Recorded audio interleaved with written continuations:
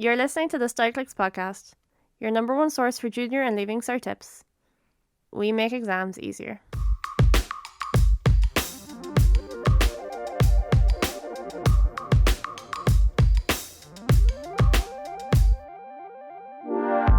Welcome back to another episode of the Studyclix Podcast, where you're listening to Nessa and Eimear, two sisters and also two people who work for Studyclix. This podcast is all about giving you the best tips and tricks, advice on how to get through exams, school, everything to do with that. We have worked with Studyclix for a while now and have picked up all the best insider knowledge. And yeah, this podcast, if you've listened to us before, is all about that and should get you all set for your exams and to get the best results for you. So this particular episode is quite festive, or not necessarily full of Christmas cheer, but it's based around the Christmas time, the Christmas period. What are we talking about today, Nessa? Today our episode is going to be on dealing with the Christmas exams, the results that you get from them, and anyone who wants to study over the Christmas holidays. That is pretty much anyone who's doing the junior or the leaving cert. If you want to spend that, or if you want to do well come exam time, we really recommend using that time to study. And we don't want you, obviously, like, there's still holidays, we want you to still relax, but we want to kind of give you a good plan or some good ideas of how you can spend that time efficiently, that you can prepare for the exams and also give yourself the break that you deserve. Yeah, and so this is going to be coming out maybe before some of you have even done your Christmas exams. If you haven't done your exams yet, we actually had a podcast this time last year where we talked about how to do well in your Christmas exams. So we recommend that you go listen to that one. And yeah, this one then is more so, like Nessa said, for how to deal with your results that you'll get. Either you might have already gotten them or that you'll get pretty soon, and as well how to study over the break. So we're going to break it up into two parts, and we'll start with how to deal with the results, I suppose. Should we?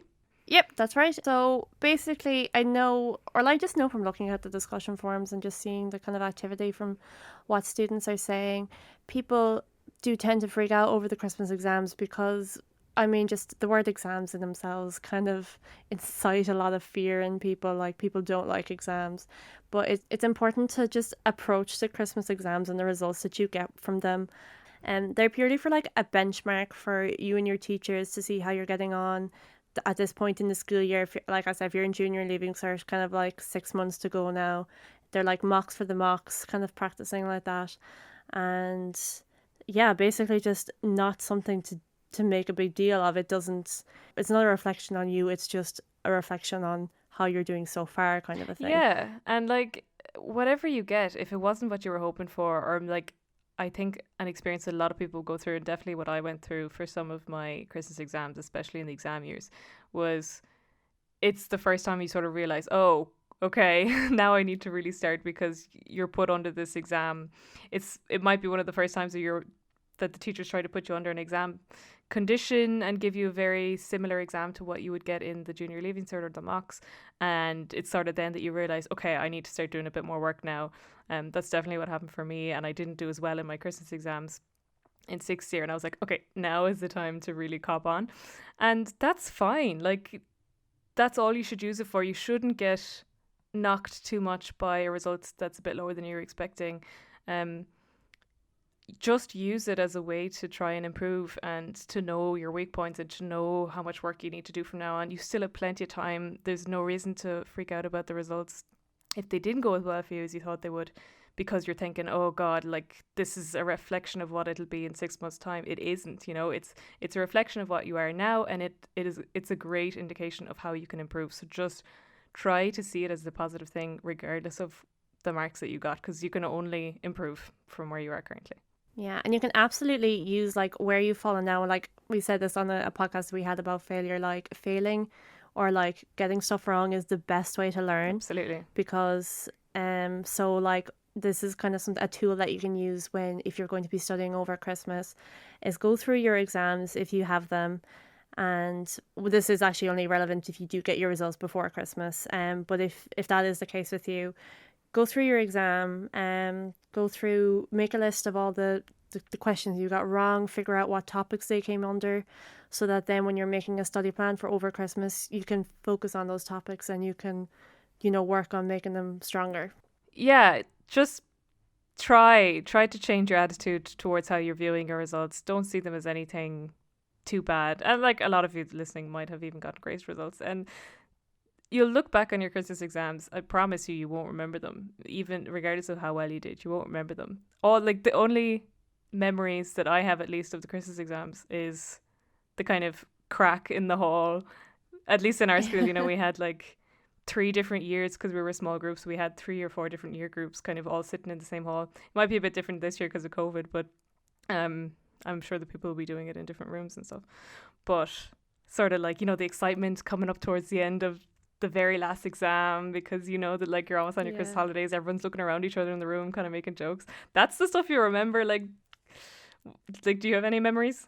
This is so basic, but like I remember when I was like in first year and it was my very first like Christmas exam. When you're in first year, you take them so seriously. Yeah. Like especially if I don't know if there's any first years listening to this, but like that's great and all. Don't like freak out about them. It's good to like, if you take stuff seriously, like to means you like work hard, that's fine. But I remember just like making such a big deal of it because obviously like the first kind of exams coming from primary school, and I remember I got sat beside this like boy in 5th year, and when you're 12 and you're sat beside someone who's like 17, they seemed like 45 to you, and it's just like oh my god, like it's like a cool boy in 5th year, and at one point he asked me what time it was, and I just remembered that. Starstruck.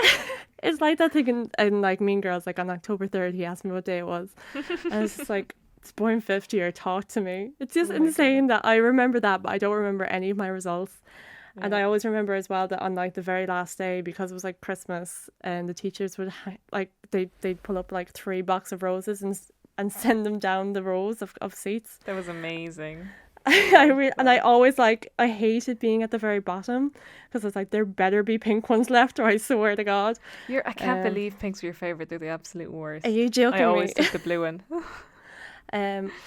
But pinks are the best. I would buy a whole box of roses just to eat the pink ones. Anyway, the point is, coming from our experience of having done them, it's fine to not be excited about your results or like not feel great about them. But the point we're trying to make across is don't dwell too much on them, regardless of what they are. They're not going to stay with you forever, and they're not a true reflection of you as a person. So, celebrate if you did well. Like, great on you if you did really well in them. That's amazing, and make sure to keep up the good work, and don't slack off now just because you feel like you're at a good place. Like, there's still a lot of work to do, and you still need to keep up that same level. If they didn't go as well for you, then like we said, how to improve, and it's not something to dwell on. Yeah, absolutely. Go enjoy your Christmas. Remove them from your mind and relax. It's been a tough year. If you're listening to this the following year, I'm sure you'll remember the previous year. But it has been a tough year, and there's definitely Christmas exams of all things are definitely not the thing to be getting down over after the year we've had. Absolutely not. Yeah.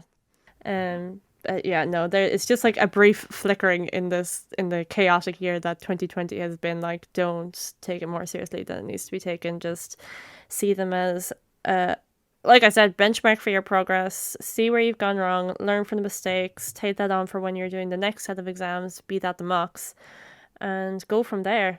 I think that and I would make it like a quick note. I know some of you might be worried about what your parents think about your results or what your teachers think about your results, and everyone's situation is different, so this mightn't be universal to everyone. But as always, you can only do your best, and as long as you make that point to the people who might be a bit disappointed based on your results, if it's your parents or whoever it might be, let them know. Say, look, I realize what I did wrong here. I'm going to try and improve. I promise that I'm going to be working. I have noticed my weaknesses now, and I will work on them. That's the best you can do. And as long as you try to actually follow through with what you're saying, then there's nothing wrong with you whatsoever, and you're actually doing a great job. So don't worry about any of that. It would be my advice, and hopefully that works for whoever might be putting you under pressure. Absolutely. So I suppose we've probably said all that we can about this Christmas exams and how to feel about them, how to approach them. Moving on now to, like we said, this podcast is in 2 parts. So the next part we want to talk about is studying over Christmas if that's something that you want to do. Now, if you're in Leaving Cert, I would really recommend that you do use this time, the 2 weeks that you have over Christmas, because when you get back after Christmas, the mocks, they really do just come out of nowhere. Like, they come up so quickly. So, and I know I hated it as soon as we got back. Like, we just finished Christmas exams and it was just like, immediately it's like, okay, the mocks, as if like the Christmas exams were nothing. Let's go. And I know a lot of schools actually don't do Christmas exams if they're doing the mocks. We were different, but yeah, it does get annoying because straight in January people are talking about the mocks straight away, but you'll feel so much better if you have done a little preparation over the Christmas break.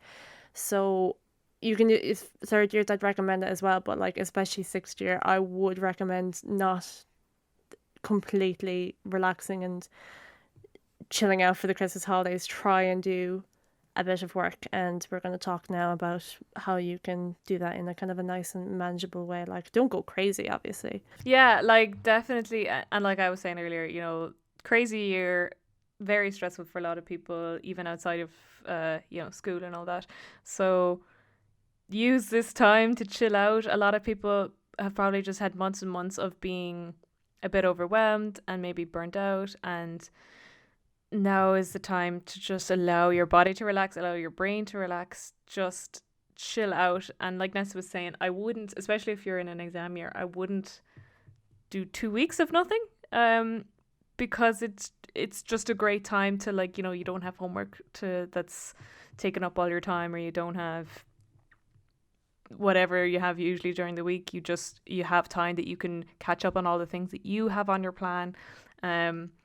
So do try to take advantage of the free time, but definitely also relax and go easy on yourself and use the time to recuperate a bit if necessary. If you've had a reasonably fine year and you feel okay, then great. You like feel free to put more work on yourself. But I suppose try to base your study timetable over the 2 weeks as much as possible on how you're feeling and how much you feel capable of. Don't put too much on your plate just because you feel, oh, I'm way behind, so I'm going to force myself to do 10 hours a day. Like, that's crazy. Just don't do that.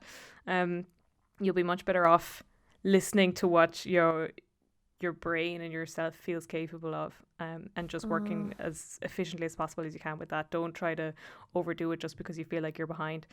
You'll be fine. Like, don't worry about feeling behind. You still have plenty of time, and in that case, I just think you need to get your study plan and your kind of your schedule into place.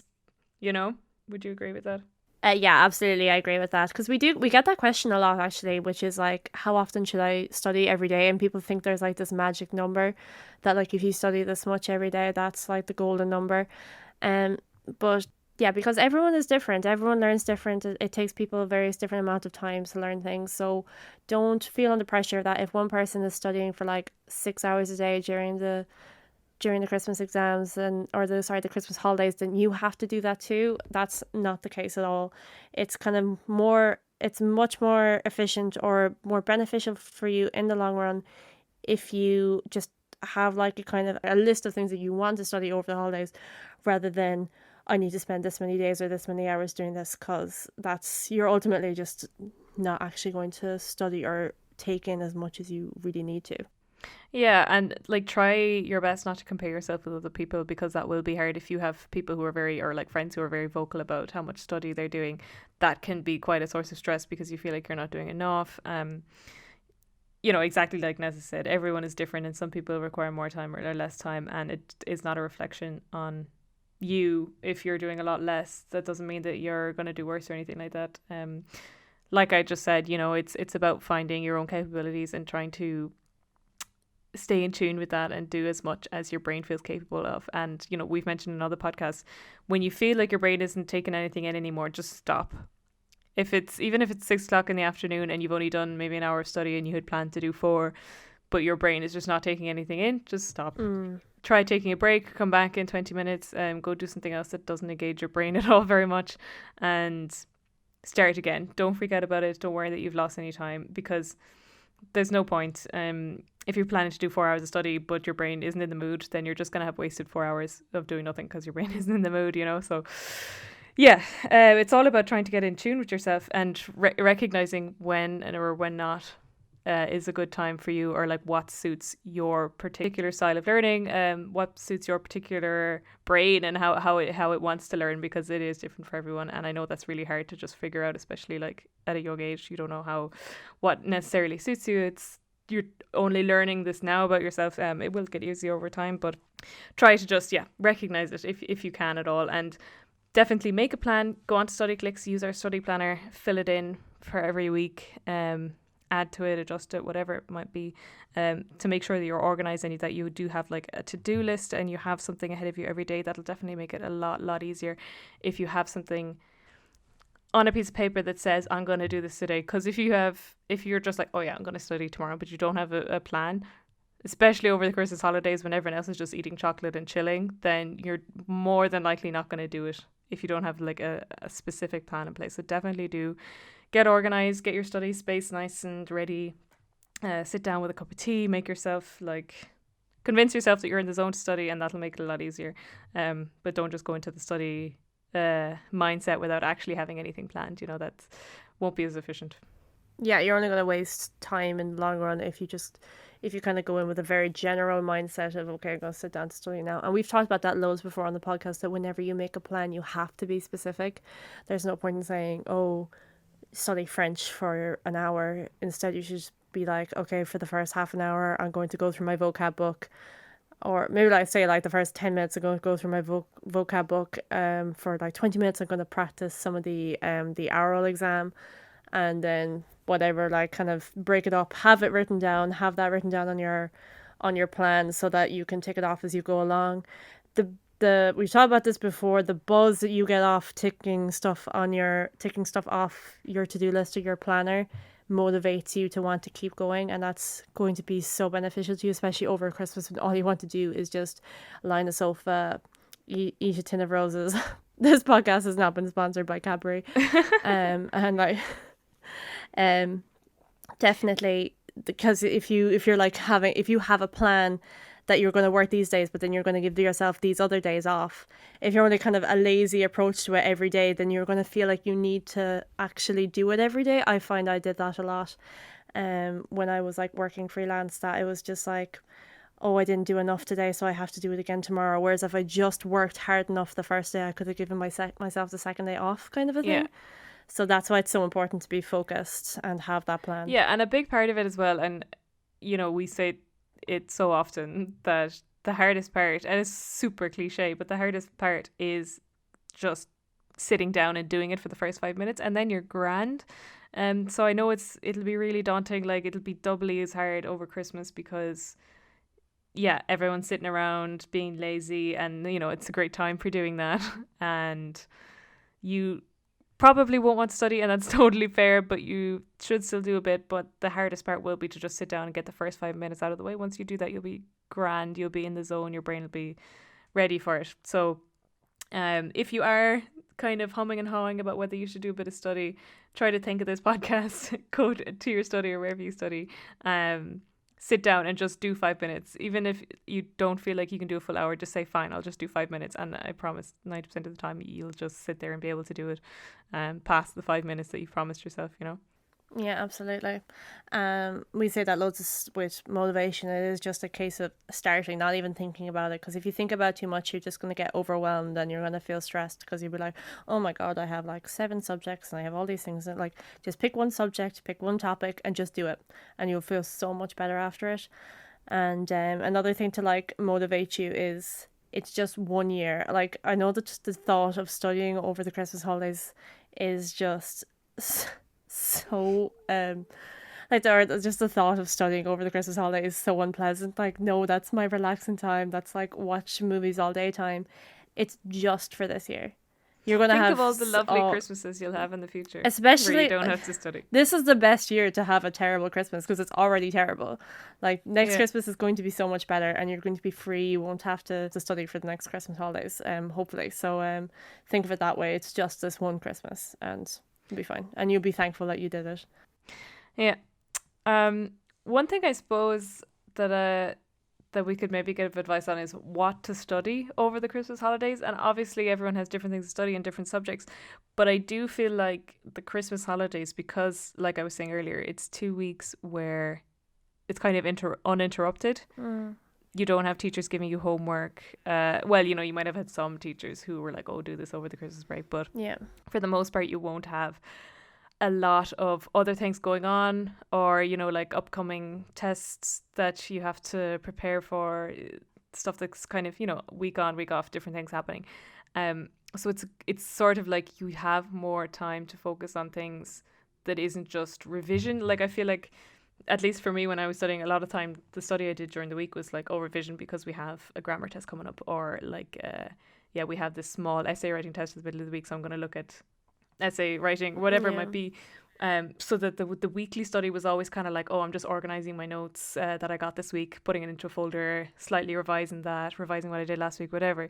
It was always just sort of like quick revise because you wouldn't have time to do anything else.